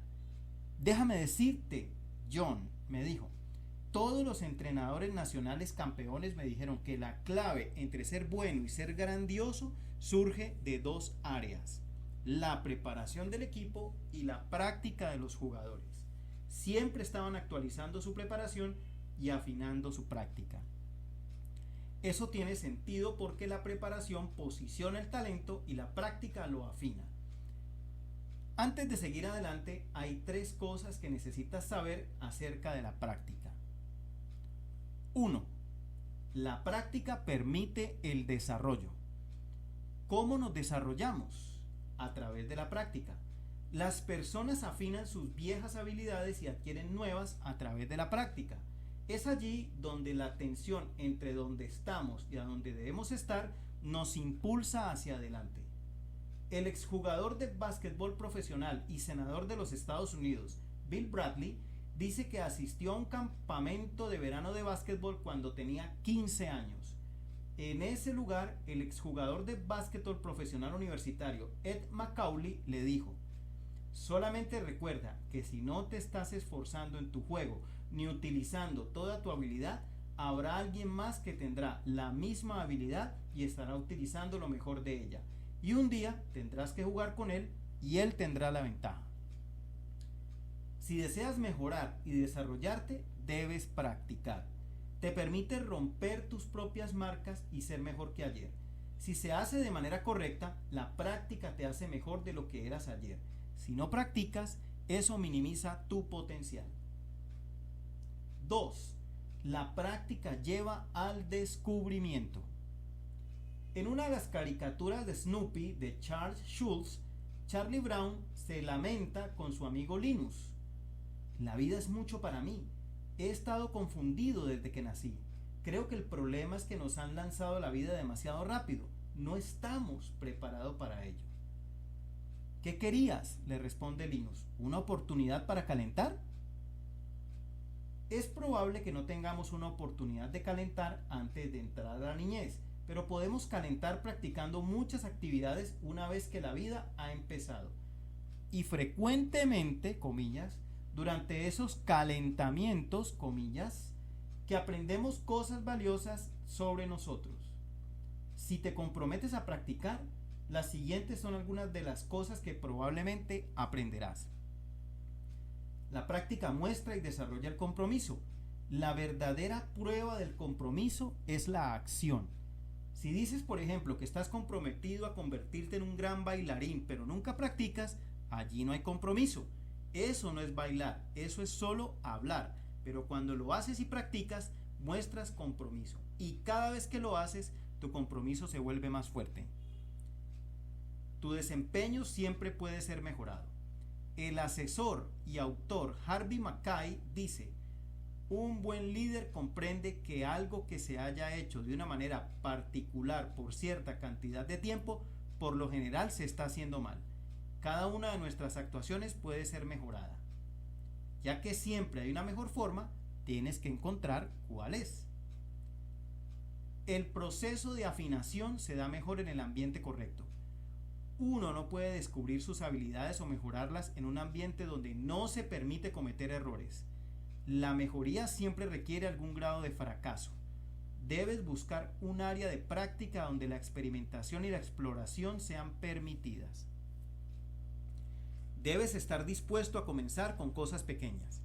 El experto en relaciones humanas, Dale Carnegie, aconsejaba: no tengas miedo de dar lo mejor de ti en lo que parece ser algo sencillo.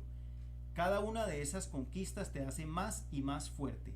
Si haces las cosas pequeñas bien, las grandes tienden a resolverse por sí mismas.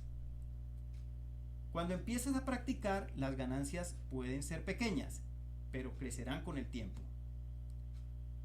El entrenador de natación Daniel Chambliss dice que los grandes atletas ponen atención a los pequeños detalles y los practican de manera constante. Él dice: nadar es nadar, sea en la práctica o en una competencia. Es lo mismo. Si uno nada descuidadamente por 364 días al año, nada grandioso sucederá el día de la competencia, no importa qué tan emocionado estés. Diferencias muy pequeñas practicadas con constancia producirán buenos resultados. Algo curioso sucede cuando uno practica. Al principio las ganancias son pequeñas, como lo dije antes, pero llega un momento en el que si perseveras, las ganancias se vuelven grandes. En las Olimpiadas, por ejemplo, la diferencia entre la medalla de oro y los atletas que terminan sin una medalla generalmente es por una diferencia de centésimas de segundo. Hay que pagar un precio para llegar al siguiente nivel. Una de las cosas que generalmente aprendes con la práctica es que te costará llegar a la meta o subir al siguiente nivel. Al prepararte para la práctica, te recomiendo que mantengas el principio del taxi, el cual aprendí viajando al extranjero. Antes de entrar en un taxi, averigua cuánto va a costar el viaje. Si no lo haces, terminarás pagando mucho más del valor del viaje. Cuando practiques, recuerda las palabras del guionista Sidney Howard, que dijo: una mitad de saber lo que quieres es saber lo que vas a entregar antes de obtenerlo. Muchas personas piensan en la práctica como una experiencia negativa esencial. No tiene que ser así. La mejor forma de hacer que la práctica sea emocionante es pensar en ella en términos de descubrimiento y desarrollo. 3. La práctica demanda disciplina. Una razón por la cual algunas personas ven la práctica como una molestia es porque requiere disciplina. Hasta las prácticas que demandan una intensidad física también requieren mucho de disciplina mental. Bill McCartney, exentrenador de fútbol americano y campeón nacional de los Búfalos de Colorado, solía decirme: la relación entre la preparación mental y la preparación física es de 4-1. Desarrollar la disciplina siempre comienza con una dificultad. No existe una manera fácil para convertirse en una persona disciplinada. No tiene nada que ver con el talento o la habilidad. Es una cuestión no de condición, sino de elección.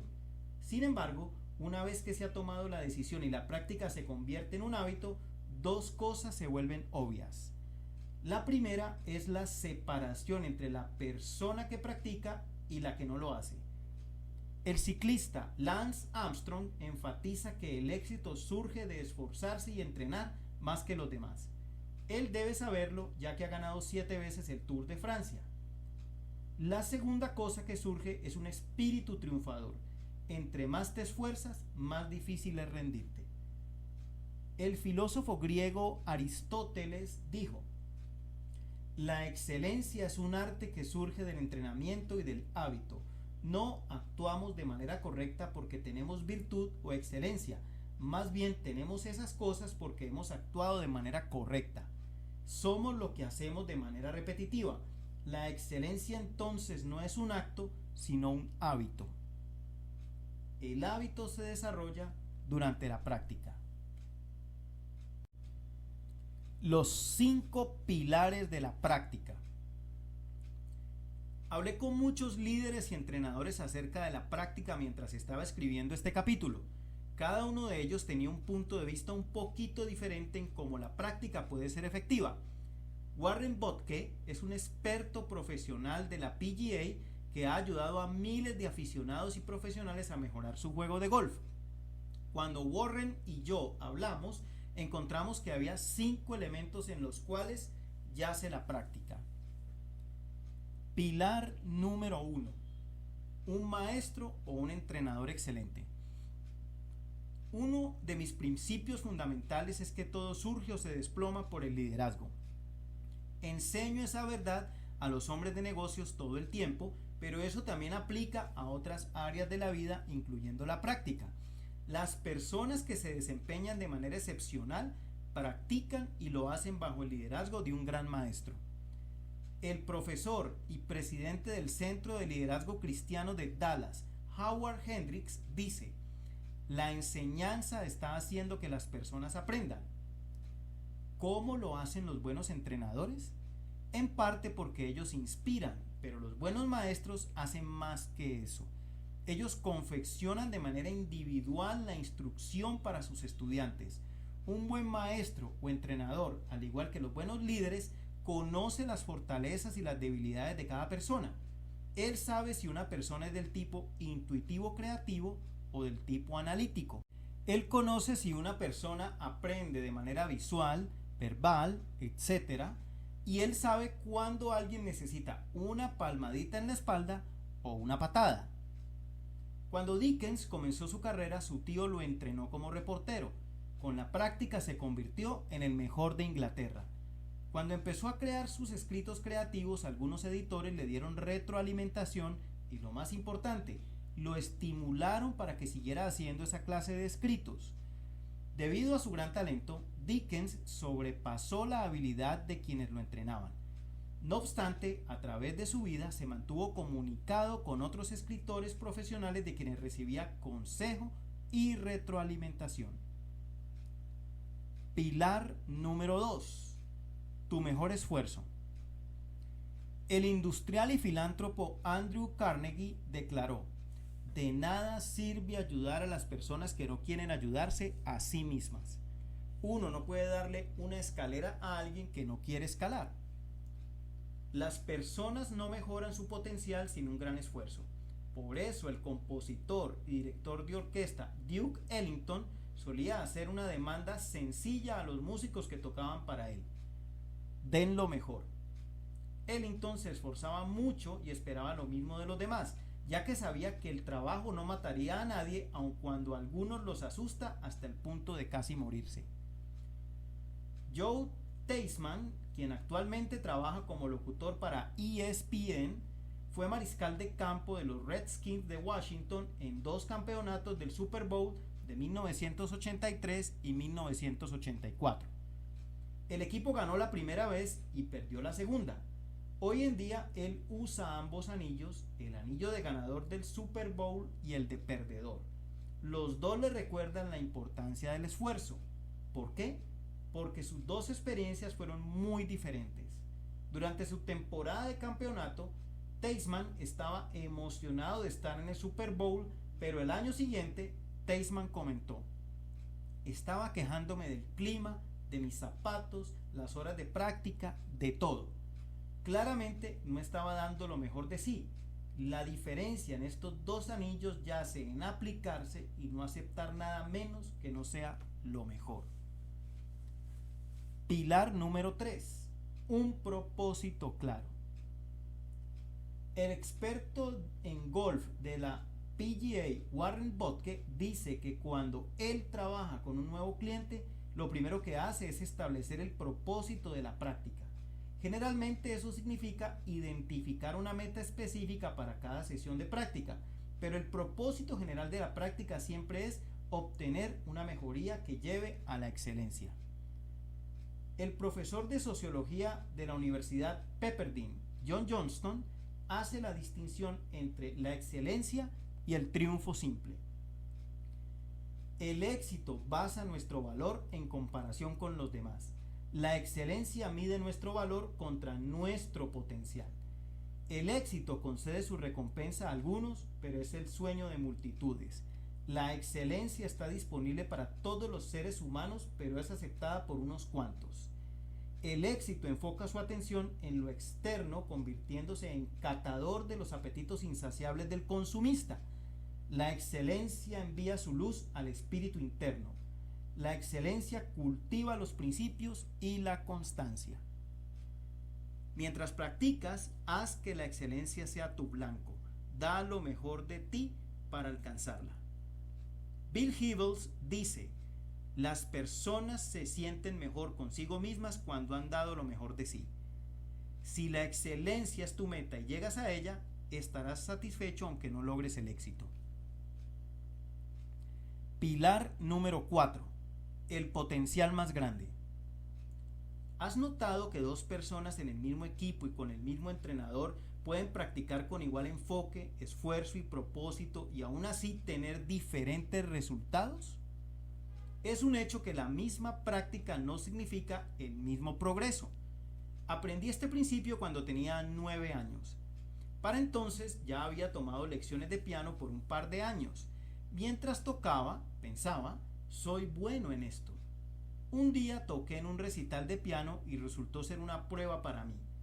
Elaine, una chica que había estado tomando lecciones de piano por solo 6 meses, tocó una canción mucho más difícil que la mía. ¿Cómo pudo ella ser mejor que yo tan rápidamente?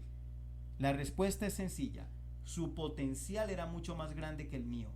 No importó todo el esfuerzo enfocado que yo ponía en la práctica de piano, nunca podría llegar tan lejos como Elaine. La música no era uno de mis mejores talentos. Disfrutaba tocar el piano, pero nunca lograría la excelencia en ello.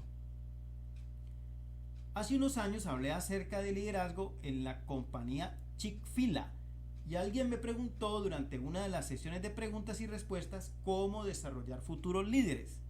Creo que cuando le respondí rápidamente: busca líderes potenciales, las personas pensaron que estaba siendo desinteresado, pero mi punto era que es mucho más fácil entrenar a las personas en el área de su gran potencial. Cuando yo evalúo el potencial de la gente, hago 2 preguntas. 1. ¿Pueden? 2. ¿Quieren? Las respuestas a esas preguntas revelan algo acerca de su habilidad y de su actitud. Si ambas son correctas, el potencial de excelencia es muy alto.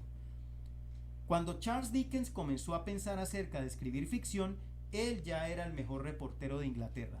Pudo haberse quedado allí donde estaba y seguir estando en la cima de su profesión, pero algo dentro de él le hizo saber que no estaba en el área de su mayor fortaleza. Así que se arriesgó a cambiar su enfoque en búsqueda de su más grande potencial. Necesitas hacer lo mismo. Una vez que averigües cuál es tu mayor potencial, empieza a practicar allí. Si no lo haces, no solo fracasarás en aumentar tu habilidad, pero con el tiempo perderás algo de la habilidad con la cual empezaste. El potencial trabaja exactamente de la forma opuesta en que funciona una cuenta de ahorros. Cuando tú pones dinero en una cuenta de ahorros, el tiempo pasa y tu dinero crece. Entre más lo dejes allí sin usar, más aumentará. Pero en lo que respecta al potencial, entre más lo dejes sin utilizar, más disminuirá. Si no utilizas tu talento, se desperdicia. Una forma con la cual tú puedes obtener lo mejor de ti mismo es colocándote altos parámetros para tu gran potencial. Diane Snedeker aconseja: si estás interesado en el éxito, es fácil ponerse parámetros en términos de los logros de otras personas y dejar que ellas te midan por esos parámetros. Pero los parámetros que te pones para ti mismo siempre son más importantes. Así que ponte parámetros altos y manténlos altos, aunque pienses que nadie está mirando. Alguien en algún lugar siempre lo notará, aunque ese alguien seas tú. Tú puedes saber cuándo no estás sacando el máximo provecho del potencial si los parámetros puestos por los demás son más altos que los que tú mismo te pones. Cada vez que exijas menos de ti que tu jefe, tu cónyuge, tu entrenador u otra persona involucrada, tu potencial se quedará sin ser explotado. Pilar número 5. Los recursos adecuados. Aunque hagas muchas cosas correctamente, incluyendo encontrar un buen entrenador mentor, te enfoques en el área de mayor potencial, des lo mejor de ti y lo hagas con propósito, todavía puedes fallar si no tienes los recursos adecuados. Durante la Segunda Guerra Mundial, el general George Patton era uno de los comandantes más talentosos de las fuerzas aliadas. Era una persona innovadora, enfocada y no tenía temor. Él era un buen estratega. Poseía los tanques y los hombres para atacar a los nazis y así acabar la guerra, pero le faltaba una cosa: gasolina. Sin gasolina, sus tanques no servían. Los recursos no son más que instrumentos que uno necesita para lograr el propósito. Cada empresa humana requiere recursos de alguna clase. Para practicar bien, necesitas estar equipado correctamente. Talento más práctica es igual a una persona extra talentosa. Pon la fórmula del talento extra en acción. Hay un secreto más para la práctica exitosa que te ayudará a afinar tu talento, y creo que eleva a los mejores por encima de los demás. Dickens lo demostró. Igual lo hizo Joe Namath, Rubén Martínez, Meriwether Lewis y otras personas altamente talentosas cuyas historias presento en este libro. Se resume con la frase un poco extra. Esto es lo que yo creo que necesita una persona para convertirse en una persona extra talentosa en el área de la práctica. 1. Un poco de esfuerzo extra. El historiador Charles Kendall Adams, quien fue presidente de la Universidad Cornell y luego de la Universidad de Wisconsin, dijo: nadie llega a obtener un éxito eminente haciendo solamente lo que se le pide. Es la cantidad de excelencia que está más allá de lo necesario lo que determina la grandeza. Todos los grandes logros comienzan con la disposición de intentarlo y luego seguir un poco más. La diferencia entre lo ordinario y lo extraordinario es lo extra. Un poco de esfuerzo extra siempre le da a la persona una ventaja. Art Williams, el fundador de los servicios financieros Primerica, me dijo una vez: uno puede ganarle al 50% de las personas en Estados Unidos trabajando duro. Uno puede ganarle al 40% de la gente siendo honesto e íntegro y defendiendo algo. Y el último 10% es una pelea encarnizada dentro del sistema de la libre empresa. Si deseas ganar esa pelea, tienes que hacer un poco de esfuerzo extra. 2. Un poco de tiempo extra. Las personas exitosas practican más y practican por más tiempo que las personas que no tienen éxito. El experto Peter Lowey, quien ha extraído secretos del éxito de cientos de personas que están en la cima de su profesión, dice: la característica más común que he encontrado en todas las personas exitosas es que han vencido la tentación de rendirse. Usar un poco de tiempo extra requiere más que solo perseverancia, requiere paciencia. La ley del proceso de mi libro Las 21 leyes irrefutables del liderazgo dice: el liderazgo se desarrolla diariamente, no en un día. Lo mismo se puede decir con cualquier talento que uno intenta cultivar y mejorar. Conforme trabajas para darle un poco de tiempo extra a tus esfuerzos, es sabio mantener una perspectiva más amplia del proceso de mejoría. Tal perspectiva realmente ayuda. Le preguntaron a Gutzon Borglum, el escultor que creó el monumento a los presidentes estadounidenses en el monte Rushmore, si consideraba su trabajo perfecto. Respondió: bueno, la nariz de Washington es una pulgada más grande. Sin embargo, es mejor así porque en 10.000 años se erosionará y tendrá la proporción exacta. A eso yo llamo paciencia. 3. Un poco de ayuda extra. Cualquiera que triunfa en cualquier cosa lo hace con ayuda de los demás. Alex Haley, el autor de Raíces, solía guardar un recordatorio de esto en su oficina que decía: si ves a una tortuga encima de una cerca, sabes que llegó allí con ayuda. Sé que en mis búsquedas profesionales siempre he necesitado ayuda y he tenido la fortuna que otros han estado dispuestos a ayudarme. Al principio de mi carrera en los 70 me comuniqué con los 10 líderes más importantes de mi campo y les ofrecí $100 si se reunían conmigo por 30 minutos para que yo pudiera hacerles preguntas. La mayoría aceptó mi petición y afortunadamente para mi delgada billetera en ese momento, la mayoría no me cobraron los $100. Hoy todavía sigo reuniéndome con líderes excelentes sobre lo que deseo aprender. Cuando pienso acerca de la manera en que las personas me han ayudado en todos los aspectos de mi vida, me siento agradecido y humilde. Algunos me han dado consejos, otros me han presentado oportunidades y algunos, como mi esposa Margaret, me han dado su amor incondicional. Sé que soy un hombre muy afortunado. 4. Un poco de cambio extra. Una carta fue devuelta al correo. Escritas a mano estaban las palabras: él murió. Por error, la carta fue enviada nuevamente a la misma dirección. Una vez más fue devuelta al correo con otro mensaje escrito a mano: todavía sigue muerto. Seamos realistas, a la mayoría de las personas no les gusta el cambio. Desean una mejoría, pero se resisten a cambiar su rutina diaria. Ese es un problema porque, tal como lo dice el experto en liderazgo Max De Pree, no podemos convertirnos en lo que necesitamos ser si seguimos siendo lo que somos.